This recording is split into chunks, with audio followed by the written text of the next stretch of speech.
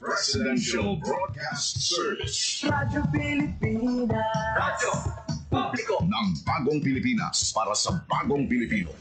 Naghahatid ng mahahalagang balita at impormasyon na uugnay ng pamahalaan sa sambayanan. Tulay sa himpapawid ng serbisyo publiko. Radyo Pilipinas. Radyo Publiko. Ang boses ng Pangulo sa Iloilo. Radyo Pilipinas. 585 AM. Oras sa Radyo Pilipinas, 1:00 sa hapon. Adlaw-adlaw, Lunes tugtog Biyernes, pagdulong sang mga balita. Hitabo, issue kag concern, may kaangtanan sa katilingban, sa kaayuhan, pati na ang sa ikaayong lawas. Halin sa mga concern sa mga bata, sang mga lamharon, nagadinalaga kag nagasinultiro, mga hamtong, professional man o mamumugon, mga tigulang, kabuhi kag paghimakas sang mga ginikanan para sa ila kabataan. Pag-ulikid sang panwa, pagtingog sang magkasimanwa, para sa ikaayo sang ila kahimtangan. Ini ang Balitang Sosyal.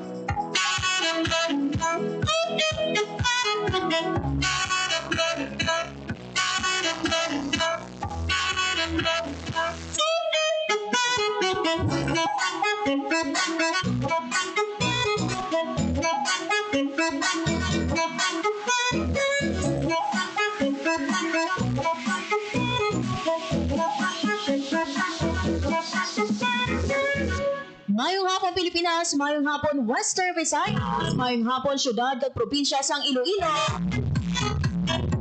Good afternoon. Sa mga ben kami init nga hapon sa aton nga tanan. Maayong aga, maayong hapon, o maayong gabi sa aton man nga mga overseas Filipino work nga bahin sang kalibot. Lago kita subong mga Merkoles, inyo 18 to 2025. Sa kinaandan ako ang inyo alagad, Marian Grace Eraniata. Kabiyan sa pagpangalagad sa programa Balita Sosyal subong Miyerkules, ulano sa aton nga mga topiko nga pag-istoryahan. Anugyano sang aton man nga Department of Migrant Workers o DMW Region 6 sa mga OFW naton dira o mga pamilya sa mga OFW sa Middle East, especially mga biyan sa Israel kag Iran. Maluyag na mahibaluan ang sitwasyon sa ilang himata o kung sa ilaman nga OFW families. Para mga biyanong panugyan ang aton nga DMW regions. Magakuha man kita mga biyan sa aton nga update sa aton nung provincial health reporter diri sa aton sa Iloilo, Hope Torachan. Ibaloon naton mga bino pila ka mga Ilonggo OFW nga gikan no sa probinsya sang Iloilo ang apektado no sa sini nga nagapadayon nga conflict ato nga sang Israel kag Iran.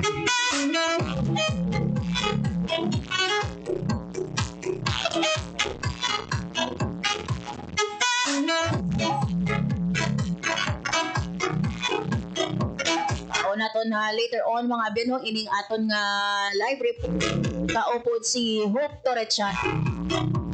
Apart mga bino sa paghibalo no sang numero sang aton man nga mga OFW nga apektado no sa sini nga clash no sa tunga sang Israel kag Iran. Ara bala no nakahanda nga assistance no ang aton man nga Iloilo Provincial Government in case ha nga magpauli diri decide no nga magpauli diri ang mga OFW naton dira sa Israel o kon sa Iran. Balaan naton mga abyan kabudlay no sang sitwasyon no ilabi na siniman nga conflict kita kapakot no ano ang matabo sa iban nga pungsod. Ano ang assistance no nga pwede mabato o kuming-ara no mga assistance no ang pwede i-avail sa aton man nga mga OFW.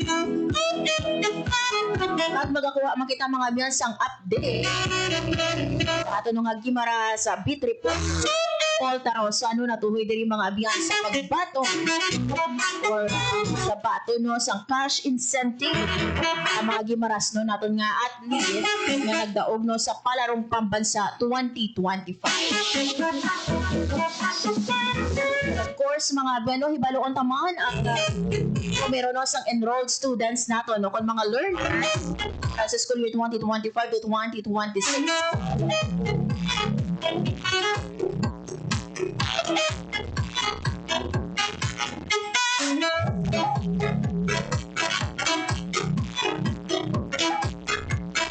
Kamustahon naton mga abyan tatlo ka adlaw no pagkatapos ang aton man bukas no sang klase. Kamusta na no ang sitwasyon sang aton man nga mga buluthuan diri sa Western Visayas?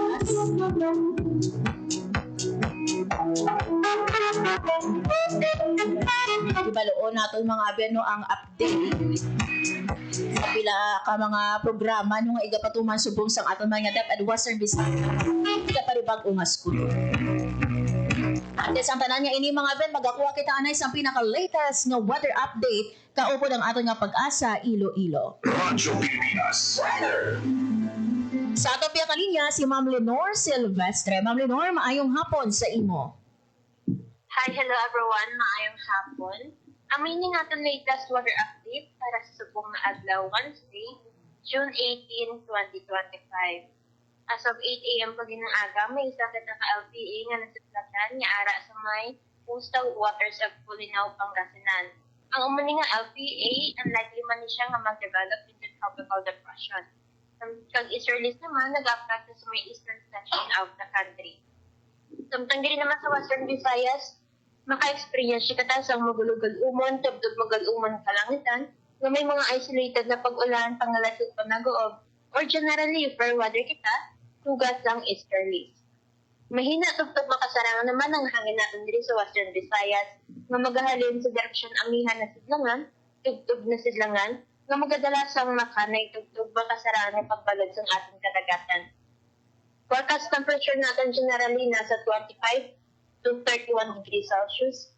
Ang adlaw nagbutla kaginang 5 to 8 a.m. kag magatunod ini 6:13 p.m. paran sa hapon. Kag-aman yung ating latest weather update, halin diri sa may Iloilo Florida Station. Ako si Lenore Silvestre, madam, og nga salamat. Ma'am Lenore, ang ining LPA naton yara sa sulod sang PAR? Yes, ma'am. And yes, ma'am. and ini ma'am no, wala bala sa direkta nga epekto diri sa aton sa Western Visayas? Yes, ma'am. Wala na siya direct mga epekto sa aton diri sa may Western Visayas. Pag as of now, ang prevailing weather system natin is easterlies. And subong ma'am nga Miyerkules may wino ang aton nga maximum heat index. Ang pinakamataas natin ng mga na-record subong adlaw diri sa station nga heat index is 42 degrees Celsius. Nakuha natin din siya sa tulad ng alauna. Binaton ma'am Lenore no, maganubo na ang aton man nga recorded heat index no with this no nga pag-umpisa sa atong nga habagat but still no maka lauman kali nato sa gihapon nga maka-record kita sang mataas sa 40 degrees Celsius. Yes, ma'am. Kayo sa subong nga mga week prevailing gadi aton nga easterlies nga weather system. Amo ni siya ang easterlies na hangin, mainit nga hangin alit sa may dagat. Okay. Lastly, Ma'am Lenore, panugyan nimo no sa aton nga mga tagpalamati.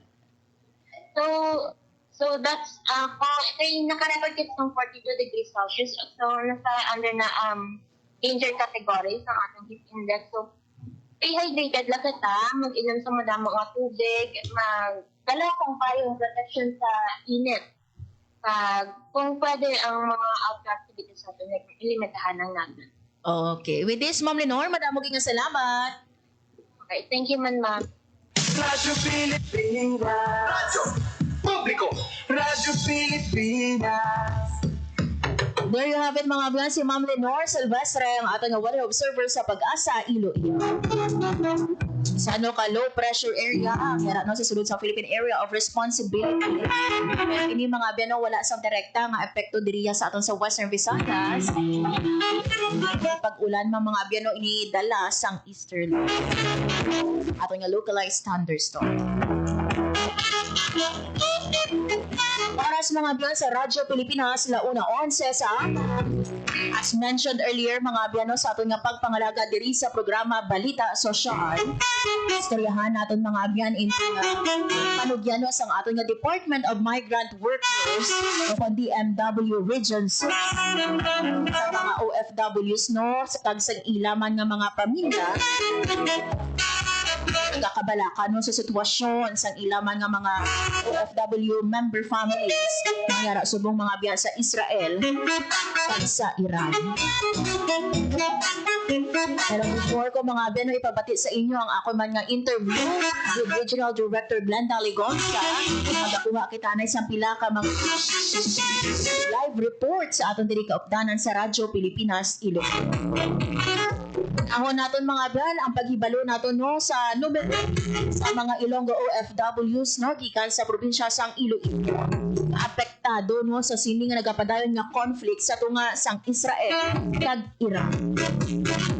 Anong assistance no nga sarang mabaton if ever may ara ha sa mga OFW naton nga luyag magpauli diri sa atin sa Pilipinas.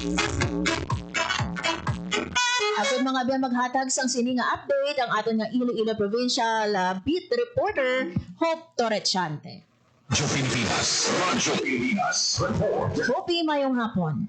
Mayong hapon yan, padayon nga ginabantayan sang Iloilo Provincial Government ang kahimtangan sa mga Ilonggo Overseas Filipino Workers sa tunga sang Iran-Israel crisis. Suno kay Miss Cynthia Dario, hepe sang Public Employment Service Office Iloilo Province, padayon ang ginahiwat nga profiling sang ilatalatapan sa mga Ilonggo OFW. So kabahin yan no sang nasambit nga profiling ining pagtumod kung ara sa hilway o kon safe o kon sa delikado nung kahimtangan ang mga Ilonggo OFW o kung luyag bala nila nga magpauli sa Pilipinas o kung magpabilin kung sa diin man sila no sa Israel. So sa karon yara na sa 37 yan ka Ilonggo ang nabalhag o kung na account sang opisina tanan nga iniyan ara no sa pungsod Israel. So 14 sa ila ang nagpahayag nga yara sila sa safe no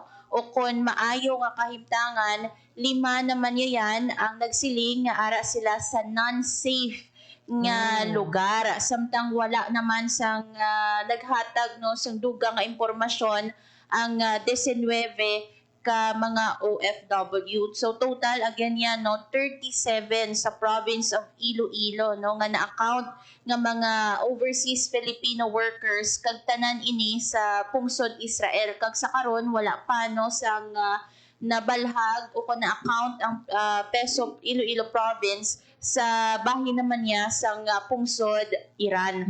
So dugang pa no sang peso head yan wala pa sang may nag-request sang repatriation sa mga na-account nga mga Ilonggo Overseas Filipino Workers sa Israel kag kung kinahanglan nila sang assistance yan may ginabuksan nga mga numero o kon hotline numbers ang Peso Iloilo Province. So lawagon naton yan kay para man inino sa mga OFWs naton and at the same time sa ila man nga mga himata no nga may mga palamangkutanon.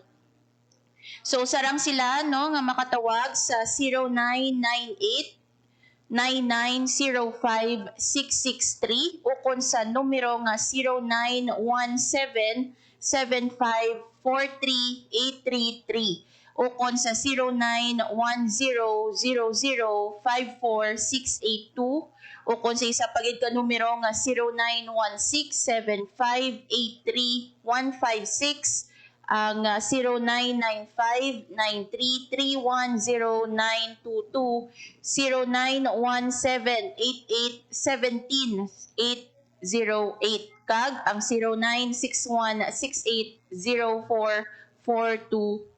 So ini ang mga numero yan, makita man ini no sa official Facebook page sa Peso Iloilo Province.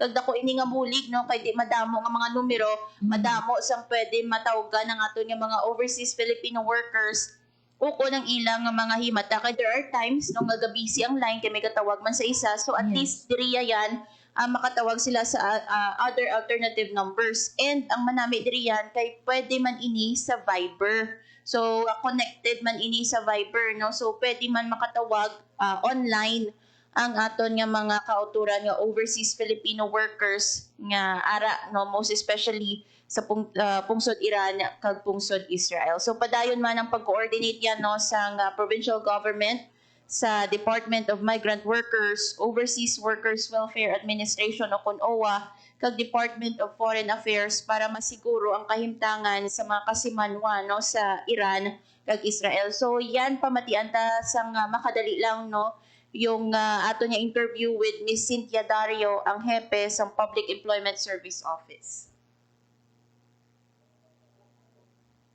Filing ng kanilang tanggapan sa mga Ilonggo. Okay. May mga Iran-Israel crisis, nagmando siya sa Public Employment Service Office nga mag-hiwat naman kita or mag-profile naman kita sa mga affected Ilonggo OFWs dito. Kaya ang ato ni nga opisina, no, ang Provincial Public Employment Service Office, amo ang ang opisina nga may mga programa para sa mga OFWs naton. And even in 2020, may ara na ni aton Gobernador nga Executive Order, no, Executive Order 004, Series of 2020, an order creating the Task Force Bulig Ilonggo for OFWs and their families in war crisis. Ma'am, so meaning even wala sa mga crisis, ang amon opisina on a day-to-day basis naga-cater gid sa aton nga mga Ilonggo OFWs who are affected. So kay because of this Iran-Israel crisis, naga-profile naman kita sa mga affected nga Ilonggo OFWs dito. So as of the moment, ma'am, mahatag na lang ako sa figures, no? May ara na kami 37 Ilonggos nga na profile namon. Of course, Nabatian si Ma'am Cynthia Dario, ang hepe sa Public Employment Service Office sa Iloilo Provincial Government yan. So ang pinaka-latest no sa probinsya sa Iloilo para sa Bagong Pilipinas, Hope Torrechante, Radyo Pilipinas, Radyo Publiko. Radyo Pilipinas. Publiko! Radyo Pilipinas. There you have it mga fiancé. Hope Torrechante no, ang aton nga Iloilo Provincial Government no, nga beat reporter.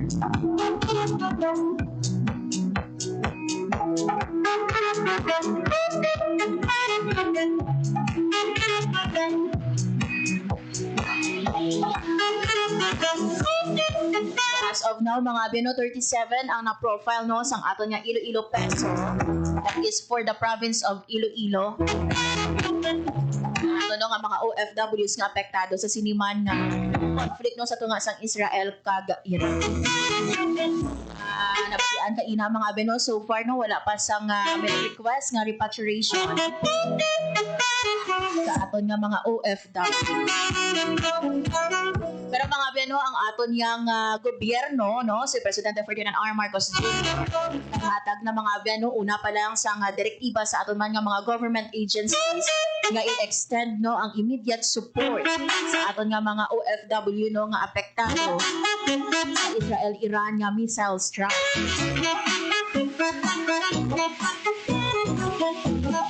Antes kita mga Bino magpadayon sa siniman nga diskusyon nato no, especially no diriya sa Department of Migrant Workers o DMW Region 6. Ino mi ara sang anumdum no sa mga ginikanan no, especially those no nga mga relatives sa mga OFW naton nga tiyara dito no sa Israel o kon sa Iran. Worry gid no sa kahimtangan sang ilaman nga pamilya. mga biyano hibaloon naton ang help desk o kon ang help desk hotline ng DMW. Tayo mga biyano magakuha kita na isang another live report. Ari mga biyano sa siya nagabukas ang klase. Doon naman ninyo mga biyano isa sa pinakadako man nga events. Ang aton nga mga student athletes, ang aton nga palarong pambansa. At kita mga biyano sa Western Visayas, rank 3 kita. Sustain mga biyano ang aton nga rank. We are glad no bangod nga ang aton nga mga student athletes. Lagi diyan nagpauli. Ari mga biyano may ara nga pagkabatuno nga cash incentive ang aton nga mga Gimaras non athlete nagdaog sa palarong pambansa. Wow, good news. Nami gigiti magamit no sa ilang kinahanglanon sa ilang pag-eskwela. Aton mga ben magdulong sa sining impormasyon sa sining balita ang aton no nga Gimaras beat reporter Sir Paul Tarosa. Radyo Pilipinas. Radyo Pilipinas. Report.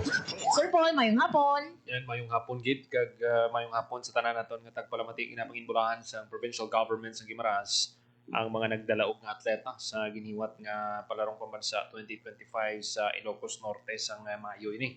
Bilang pagkilala sa ilan ning performance, ginanunsyo ni Governor JC Ramanava ang paghatag sang cash incentive sa lin sa provincial government para sa tanan nga nagdalaog nga atleta. Aring maayugit nga balita yan no sa nagdaog sang gold medal 25,000 pesos. Ang igahatag nga incentive 20,000 pesos naman sa nakadaog sang silver kag 15,000 pesos sa nakadaog sang bronze. Aring mga mga atleta nga nagdalaog sa probinsya sang Guimaras si Luis Miguel Adorio, gold medalist ini siya, kabahin din siya sang team sang baseball boys secondary taga Hordan National High School. Silver naman si Mark Ayan Pama, baseball elementary. Si Christoph Jeff Baquero, silver medalist sa boxing light flyweight division. Si Remedios E. Vilches sang San Lorenzo National High School. Si Charles Kaiser Younger, bronze sa shot put taga Hordan National High School. Si Julie Villan, bronze medalist sa 4x400 medley on meter relay sa Ayangan Elementary School. Kag si Devriel Labordo, bronze medalist sa 4x100 meter relay taga Hordan National High School. Proud yet si Governor Nava sa nalabot sa mga athletes kag nagalaom siyang mapadayon pa sa mga atletang pag-improve nila. Yes. Kaya ang sports nga daan isa man ka palagyan para sa mga kabataan nga maging successful sila sa ilang nga pangabuhi kay ang iban pigado man ang sports ang ginapili nila nga mangin palagyan para natin mas magsanyog ang ilang nga pangabuhi kay mapinot mga daan ang sitwasyon sa iban nga mga atleta. Kaya ang commitment sa provincial government kay Governor Nava kapadayon ang pagsuporta nila sa development sa mga Guimaras athletes yan. Yes, kag manami ini Paul no kay for example no ang probinsya sang Negros Occidental kon Iloilo ang nagdaog diriya sa aton sa aton nga Vibra Amit, pero pag-abot sa palarong pambansa pwede maka-crossover no ang aton nga mga atleta. So for example, kung Iloilo ang nagdaog sa football, pwede maka-join ang mga atleta naton coming from Negros Occidental. So I think do amo ini ang natabo sa diri sa baseball. aton. Yes. Kumbaga yan ang mga siyempre ginalantaw Manila guro nga may potensyal ang bata nakuha nila sa team kasi nagapati sila nga makabulig man nga makakuha sila sang gold sa palarong pambansa. Yes, pati mga andit Paul nakita naton gold medalist nga nadag-an ni sang duha ka bata naton dira sa Guimaras. Ining yan si si Charles Younger, bronze medalist siya sa shot put. Naka-gold ini siya sa previous nga palarong pambansa.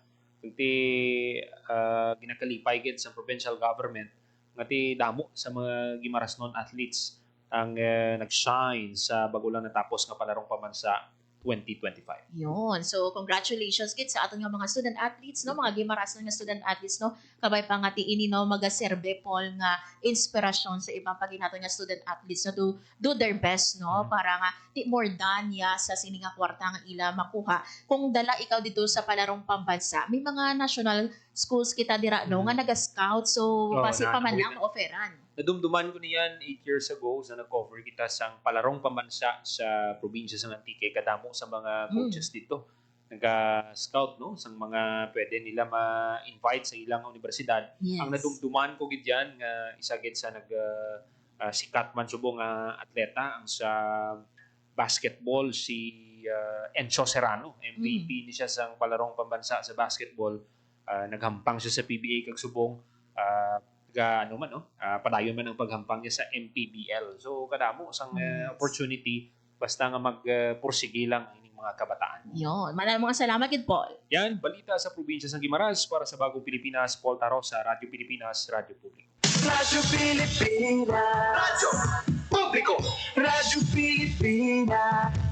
There you have it mga biyan, si Sir Paul Tarosa ng ating beat reporter coming from the province of Guimaras. Sakto gini no ang hambal kainan ni Sir Paul no ngati ang ini mga biyan no ang sports no isa sa palaagyan sa aton nga mga student athletes.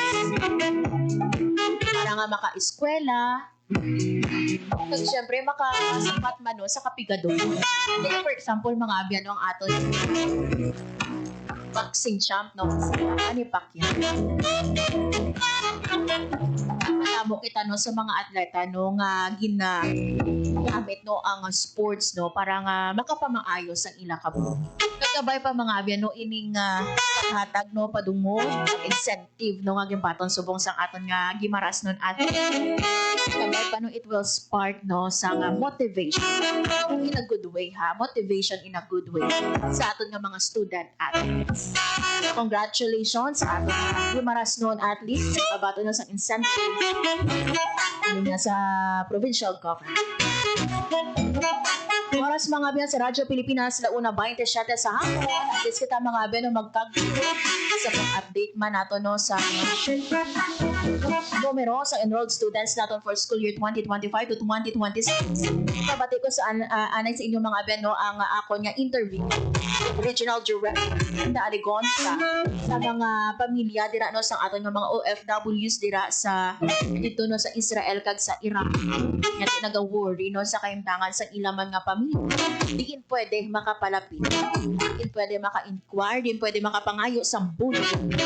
Pinano kung kinahanglanon ang lokasyon, ano ang update ang tangan man sa inyo nga mga pamilya nga OFW. Yari mga biya pamatian naton si Regional Director Glenda Aligon sa Department of Migrant Workers o kang DMW Region 6. Ma'am Glenda, sa mga OFWs nato no kag ila pamilya no especially dito no sa Israel kag sa Iran no may ara balag ka mo abiso no sa mga families nila.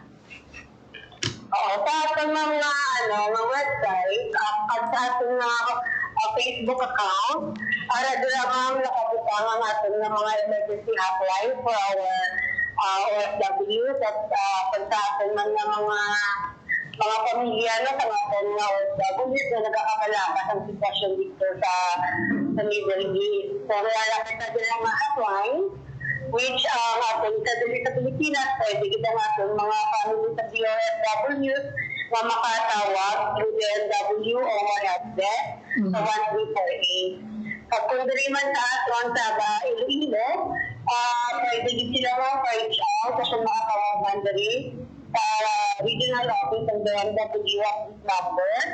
So, hotline pa yung 968 05 22189 or sa ating na landline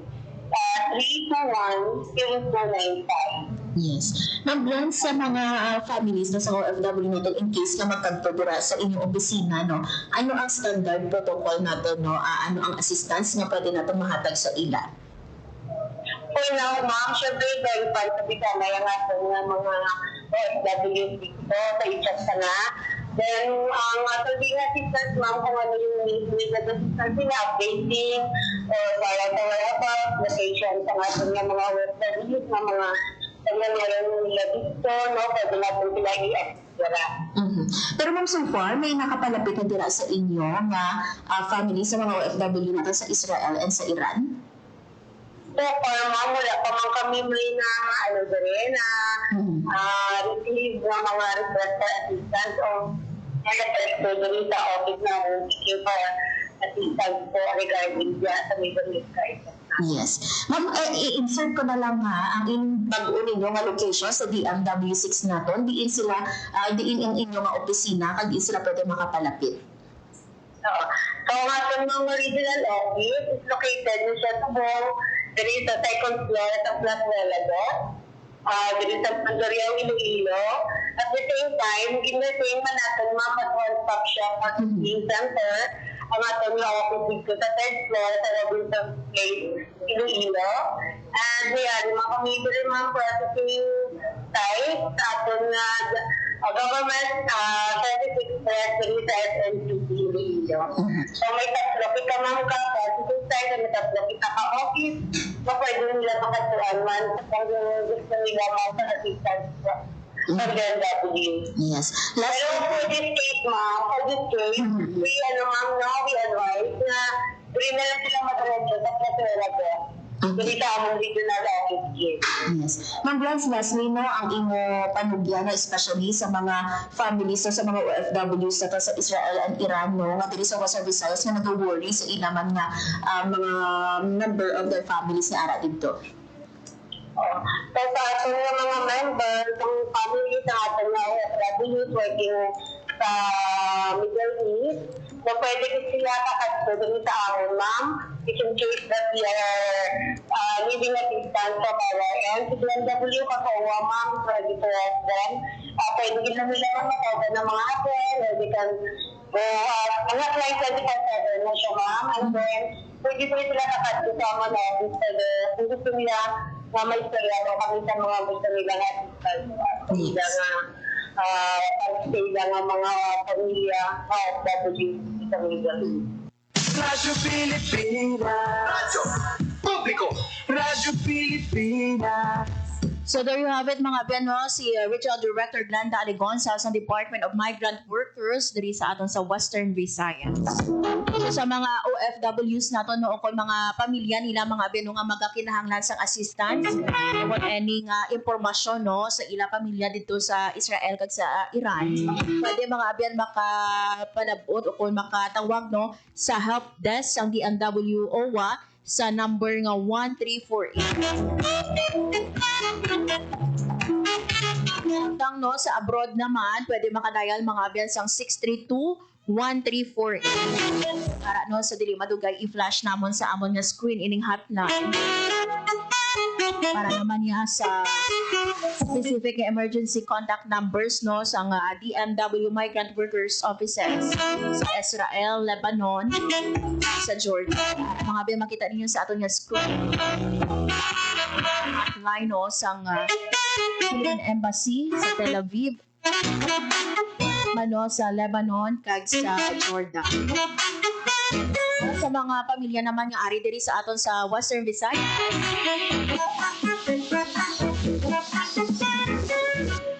especially no diri sa aton sa Iloilo, abiyan pwede ka mo makakadto opisina no sang aton mga DMW Regions. Ini mga biyanong ilang sa Plazuela. Pwede mga biyanong makatawag sa ilaman nga hotline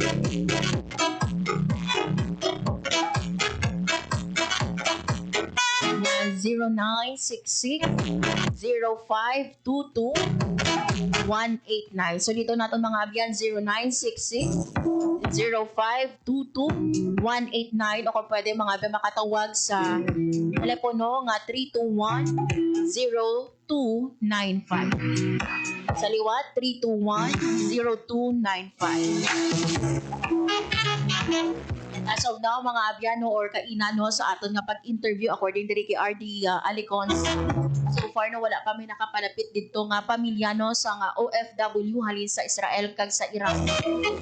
Nangayo no sang assistance sa ato mga DMW Region 6. Pero if ever no, if you decide no nga wala ninyo sa impormasyon malapit mga abyan sa tinatapuan sa DMW. Hindi unahon dira nga obrahon no sang ato nga DMW.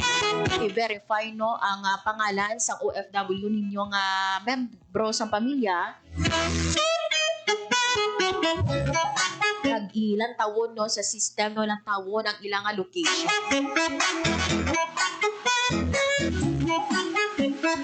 Let us hope no, let us pray no sa aton nga mga overseas Filipino worker no, hindi lang sa Israel, hindi lang sa Iran but all over the world mga agano. Let us pray for them. Kapay pa safe sa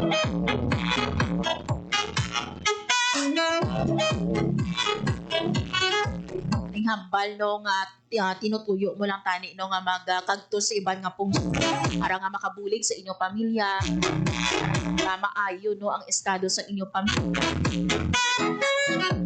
Maybe other factors no nga side syempre no sa kabudlay sang aton nga pareho sini sa Israel kag sa Iran ang conflict mga abyan no kag kita no nga nagapangabuhi ang aton nga mga OFW nga luyag lang tani no nga ubra dito apektado.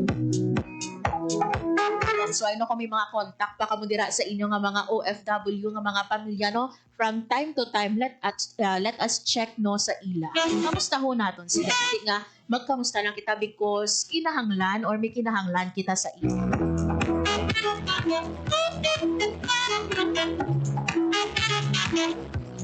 Sa ato nga mga OFW no nga nakamati no sa ato nga Facebook live sa bunga halong gid always ang hindi gid no magpangduha-duha no nga magpalabot sa inyo man nga concern sa ato nga imbahan.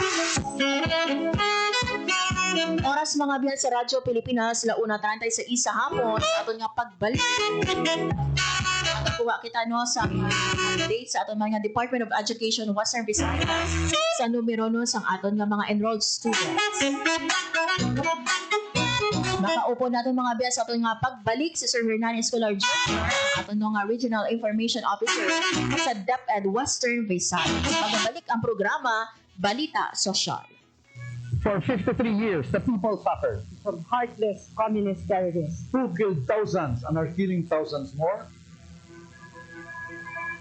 They destroyed families, our youth, and their dreams. There should be accountability for human rights abuses and ISL violations. Our people have had enough of this senseless violence. Thousands have already surrendered for genuine peace and development. Together, victory will be ours. This is a public service announcement. Sa nararanasan nating matinding init ng panahon, maging ligtas at iwasan ang heat exhaustion at heat stroke. Regular na uminom ng tubig. Magsuot ng light-colored, presko at maluluwag na damit. Siguruhing may sapat na ventilasyon ang inyong mga tahanan. Maligo para mapreskuhan ang katawan. Basahin na malamig na tubig ang balat kapag nagsimulang makaramdam ng pagkahilo o pag-init ng katawan. Kung maaari, huwag lumabas sa mga oras ng pinakamainit na sikat ng araw, partikular sa pagitan ng alas 11 ng umaga hanggang alas 3 ng hapon. Kung lalabas naman, ay magdala ng payong, pamaypay o minifan, face towel, at huwag kalimutan ang inuming tubig. Kapag nakaramdam ng pagkahapo, matinding paghahilo, panghihina, o may kakilalang nawalan ng malay dahil sa init ng panahon, agad na magtungo at humingi ng tulong sa pinakamalapit na health facility sa inyong lugar. This is a public service announcement. Public service announcement From PBS, Presidential Broadcast Service at Radyo Pilipinas, Radyo Publiko, 738. Oras sa Radyo Pilipinas, 1:38 sa hapon. Radyo Pilipinas. Radyo Publiko. Radyo Pilipinas. Sige hapon mga abyan, nagapamati ka mo sa programa Balita Sosyal, kag akong inyong alagad, Marian Grace Aranyata.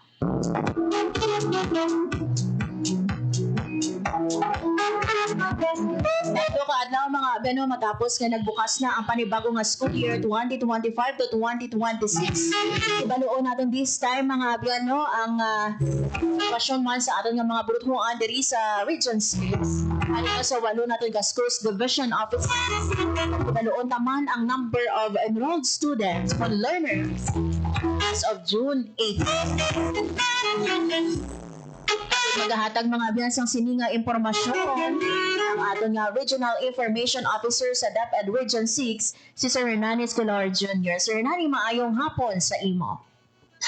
Mayang hapon, Ma'am Miriam, sa ngalan sa nino ni DepEd OIC Regional Director Cristito A. Eco. Katamyogi kita sinsa sa kamayong hapon sa tanan. Yes. Sir Hernani, 3 days na after sa pagbukas ng aton man nga klase or school year 2025 to 2026, kamusta ang sitwasyon sa aton nga mga buluthuan, no? Kamusta ang pag-opening sa aton man nga klase? Based aton sa nga monitoring, no, since Monday, wala kita may encounter nga any major issues and concern sa aton sa nga mga eskwelahan diri sa may Region 6, and we are happy with that, no, nga ang preparation, ang pagpanghanda, ang tanan sa inyo nga pagpulaw-bugtaw sa aton sa nga mga manunudlo, aton sa nga mga personnel ang nagbungagid, no, because we have successfully opened school year 2025-2026, no, nga wala sang problema. So all of our 2,836 ka mga public schools sa Bogos sining region ang nakabukas na, and currently, no, padayon ang pagtuon sa aton sining mga mga kabataan. That's why ganito nga based sa aton sini nga 9 o'clock AM nga data, no, sa aton sini nga peak count sa aton sini enrollment, we have around 991,373 learners across the region, and pwede pa ni siya, no, nga magtaas in the next few days, madugangan tayo ni siya because currently padayon ang encoding, no, sa aton sini nga mga schools sa ila sini nga peak count data, and some of our private schools na nagapadayon pa sa ilang sining enrollment. And subong man, kita sa DepEd, no, because this is still week 1 sa atong sining klasihan, gabaton kita sa gihapon, no, sa mga late enrollees sa atong sining mga public schools. Kita sa DepEd, no, we don't want nga may isa ka bata nga ma-left behind, no, because na wala lang siya nakapa-enroll. That's why as we speak, padayon kita nung nagahatag sa assistance sa mga ginikanan on ways, no, to enroll their children sa atong sining mga public schools. Ang importante dire is hindi sila magpangduha-duha kay hatagan gid sila sang bulig, no, sa atong sining mga school heads lamang maka-enroll, no, ang ilang mga kabataan. Yes. Sir, sa more than 991,000 naton nga enrolled learners as of now, no, dala diri ang private na naton? Yes, ina-maintain naton nga data is combined din siya nga data. But silingon, public schools, private schools, and our state universities and local universities and colleges nga naga-offer, no, sang basic education. Yes. Sir, for the information sang amon nga mga tagpalamatino, especially those nga wala nakapamati sa mga previous naton nga interviews, ano ang explanation diri, sir, no, nga less than 1 million as of now pa lang ang aton nga enrolled students? Kung tanong sinin natin, Ma'am Miriam, no, last year, we have around 1.9 million enrolled learners sa Region 6, kay part pa yadto ang NIR sa aton. But since nga nag-start ang operation sa NIR naton way back early part of May, nag-separate na, no, gina-separate na ang data sang Region 6, which is Panay and Guimaras. Now, based on the previous enrollment naton, kung kakso naton, no, ang NIR sa SIM data, kag-aibilin naton, no, ang Panay and Guimaras, ang aton nga enrolled learners diri sa Region 6 is 1.1 million.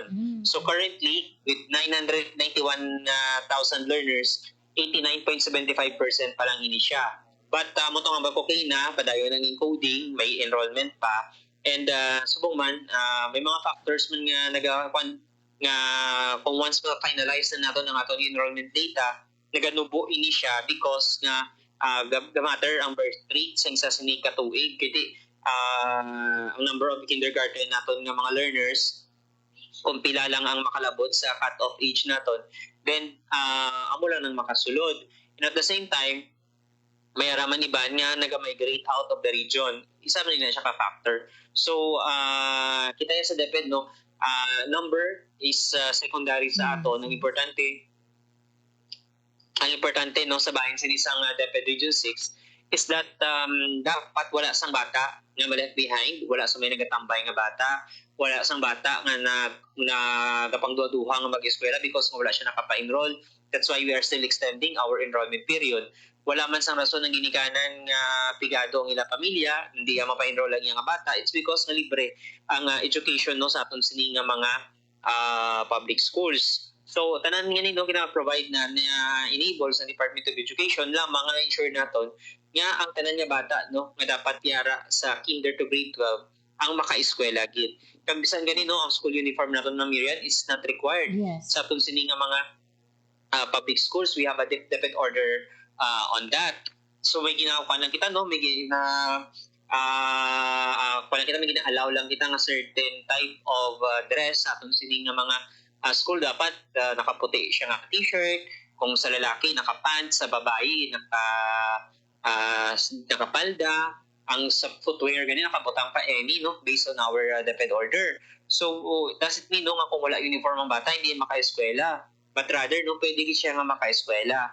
Hindi siya required ang school uniform naton. What is important lang yan sa aton Ma'am Miriam is nag-eskwela ang bata no naka-uniforman o kung wala. Yes. Sir, balikan ko lang sir no sa aton nga mga school subong no nga may ara sang shifting of classes. Ano ang kakatabo this year for example ang kindergarten to grade 6 naton aga ang ila klase. What will happen sa hapon? Nagamodular ini sila sir?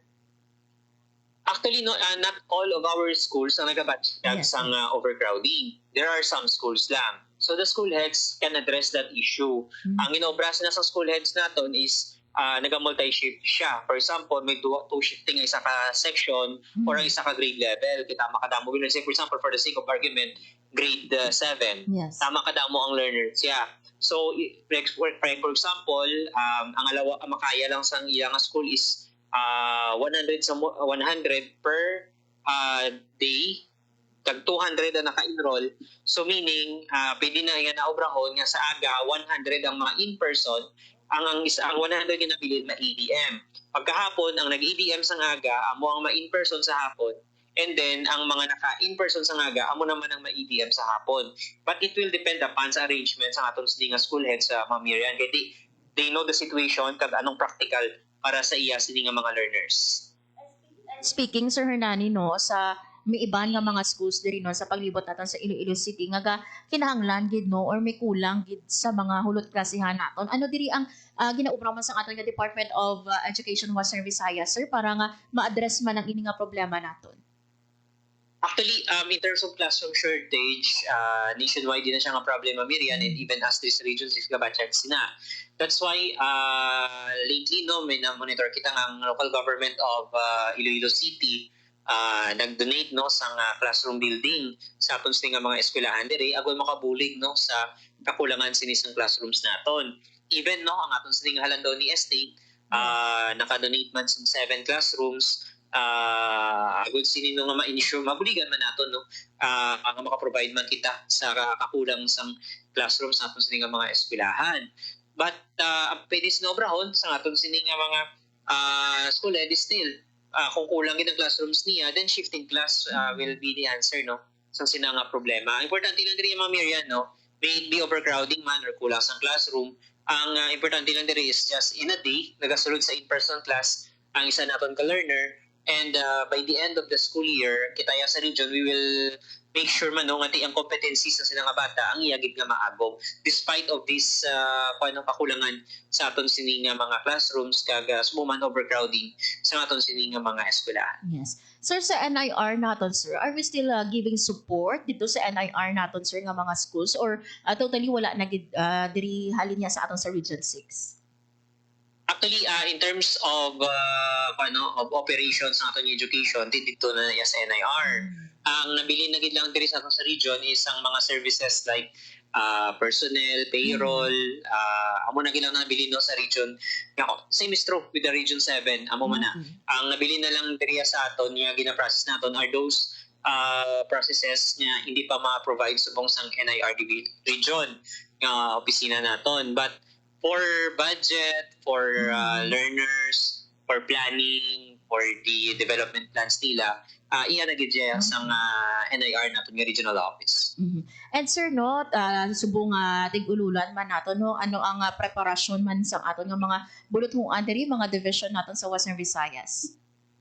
Kung tanong sila nato ng pagwa kita sa regional memorandum, nga kung sa dino naga-remind sa aton sila nga mga school personnel na kung nga isa ka learner nato nagabatchag sang sakit or may sintomas sang balatian, dapat provide gid siya ng necessary medical assistance right there and then.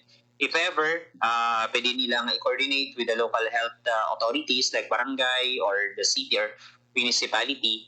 Agud sinino nga ma-ensure man ang safety sang tanan kag subong matagan sa medical aid no ang ina nga bata. In terms of prevention sa naton sini nga mga communicable and emerging diseases, ang aton sini nga mga schools no may mga hand washing facilities ini sila mamirian.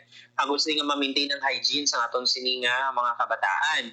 And also, kita sa DepEd, we adopt all the necessary protocols and guidelines no, coming from our local health authorities and also with the DOH. So kung anong mga guidelines na pagwa nila, gina-adapt din na siya naton sa aton sini nga mga eskwelahan.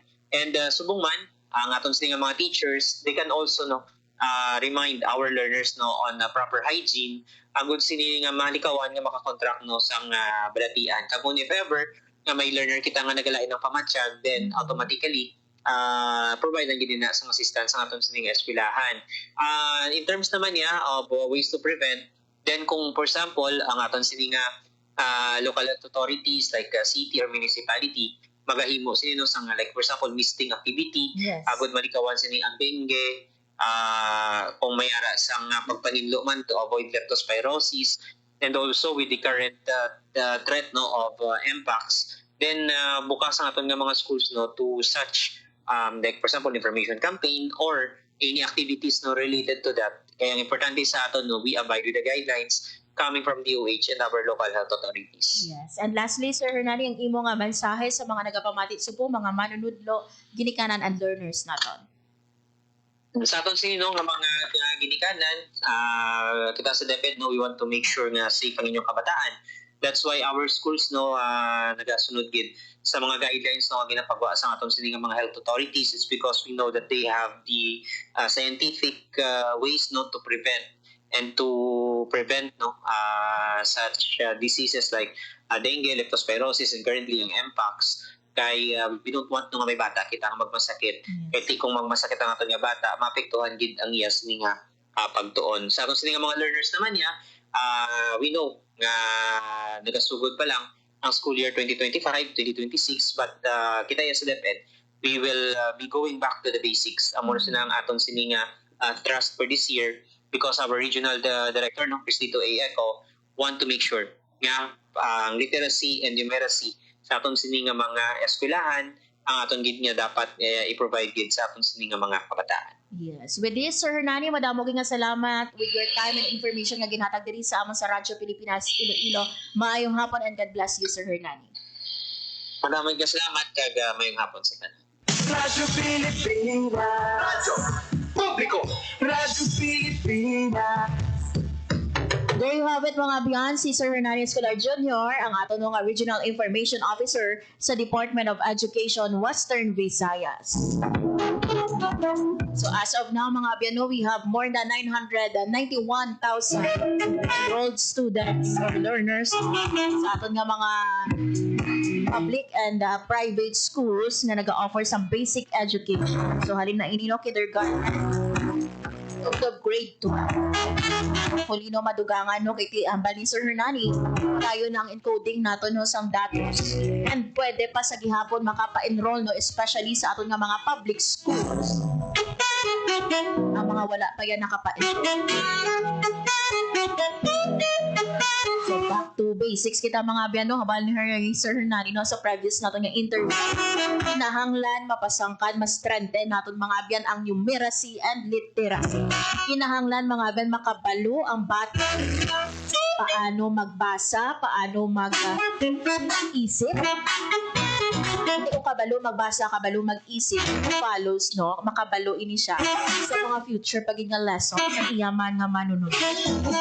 Anhon mo mga biyan no, hambaga ni anhon mo ang mataas nga grade level o key stage kung sa grade 1 pa lang o kung grade 2 pa lang, hindi nakabalo, hindi pa makabalo magbasa o kung magsulat o kung mag-isip. So, kinahanglan, pabaskugod, pagbasa kag pag-isil sang kabataan kag kabay pa no sa mga ginikanan naton dira no sa mga sa mga guardian naton no. We understand no nga sako kamo nga obra kabay pa no let's take gamay lang nga inon matudloan naton ang atong kabataan sa sulod sang panimbalan.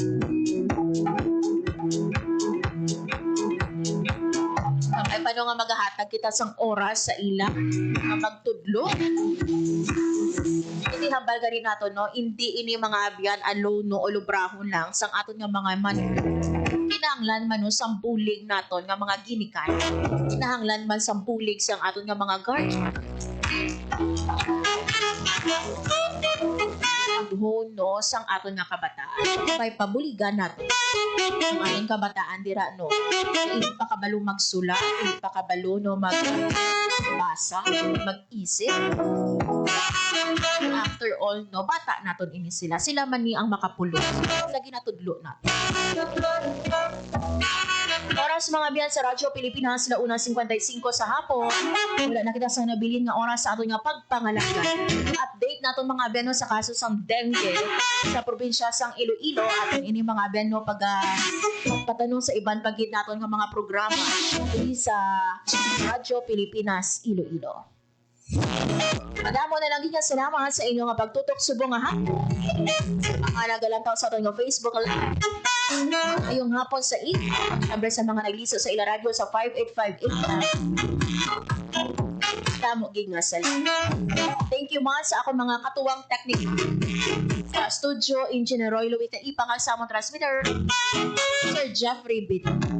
Pasalamatan man natin mga abyan si Regional Director Glenda Aligon sa Department of Migrant Workers o kung DMW Region 6 and si Sir Hernani Escolar Jr. ang ating Regional Information Officer sa DepEd Western Visayas. Mga abyan, ako na lang gid si Marian Grace Aranyata kag ini ang Balita Sosyal.